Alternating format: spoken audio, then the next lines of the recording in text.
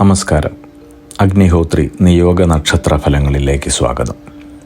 2025 April 1 മുതൽ 30 വരെ, അതായത് മീനം 18 മുതൽ മേടം 17 വരെയുള്ള വിവിധ നക്ഷത്രങ്ങളിൽ ജനിച്ചവരുടെ സമ്പൂർണ്ണ നക്ഷത്രഫലങ്ങൾ നവഗ്രഹങ്ങളുടെ രാശി സഞ്ചാരം അവലംബിക്കുന്നു.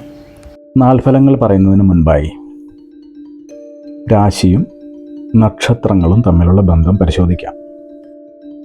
ഗ്രഹങ്ങളുടെ ഭ്രമണപഥമായ രാശിചക്രത്തിൽ 12 രാശികളാണുള്ളത്. ഈ 12 രാശികളിലും കൂടിയാണ് അശ്വതി മുതൽ രേവതി വരെയുള്ള 27 നക്ഷത്രങ്ങളുള്ളത്. ഒരു രാശിയിൽ 2.25 നക്ഷത്രമാണ് ഉണ്ടാവുക. ഇത് പലതരത്തിലും വരാം.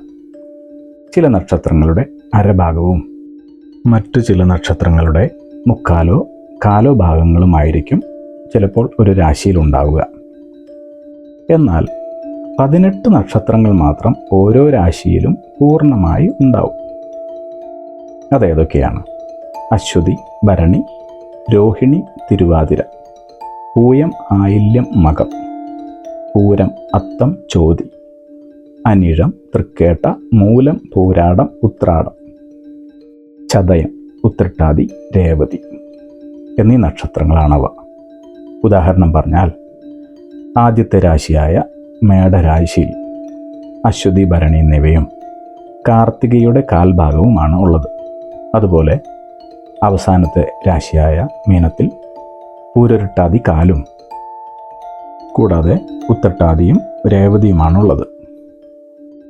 ചന്ദ്രൻ ഭൂമിയെ പ്രദക്ഷിണം വയ്ക്കുന്നതിനിടയിൽ ഓരോ രാശിയിലും സഞ്ചരിക്കുകയും ആ രാശിയിലുള്ള 2.25 നക്ഷത്രങ്ങളുമായി നല്ല ബന്ധം പുലർത്തുകയും ചെയ്യുന്നു.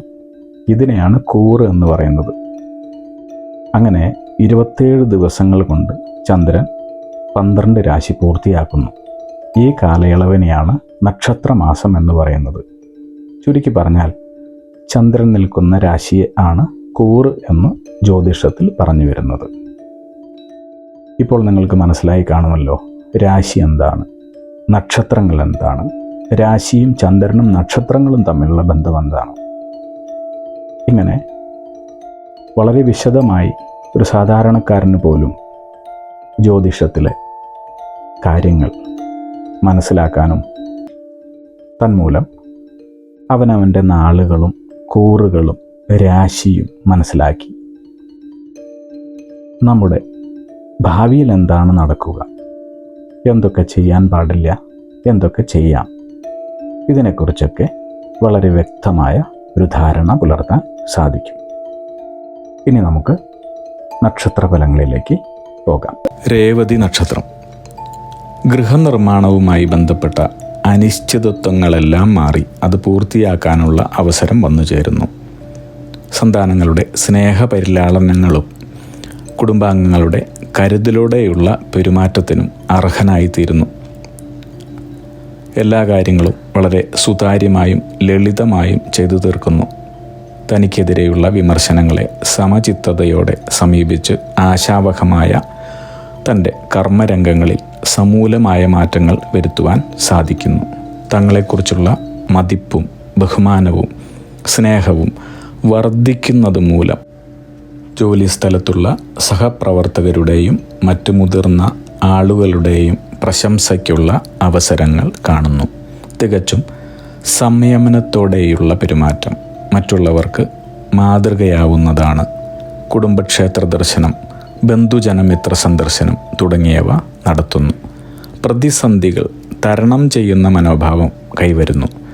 4ലേക്കുള്ള വ്യാഴത്തിൻ്റെ ഗതിമാറ്റം കുടുംബ, സാമൂഹിക, തൊഴിൽ രംഗങ്ങളിൽ പുരോഗതിയിലേക്കുള്ള മാറ്റങ്ങൾക്ക് കാരണമാവുകയും ജീവിതത്തിന് സുസ്ഥിരത കൈവരാനും ഇടയാക്കുന്നു.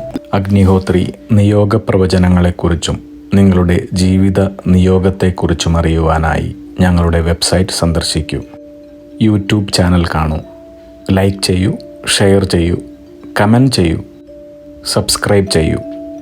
അഗ്നിഹോത്രി നിയോഗ പ്രവചനങ്ങൾ മനുഷ്യ നന്മയ്ക്ക്.